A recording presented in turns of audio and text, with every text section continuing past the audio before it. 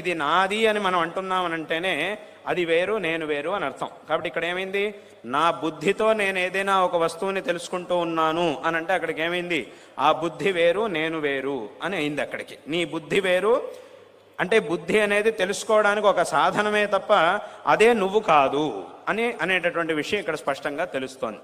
అక్కడికి ఏమైంది అనంటే, నీ యొక్క బుద్ధితో కళ్ళు మూసుకున్నప్పుడు నీ యొక్క బుద్ధితో రకరకాల విషయాల్ని తెలుసుకుంటూ ఉన్నావు, నాకొక బుద్ధి ఉన్నది అనేటటువంటి విషయం నీకు తెలుస్తోంది.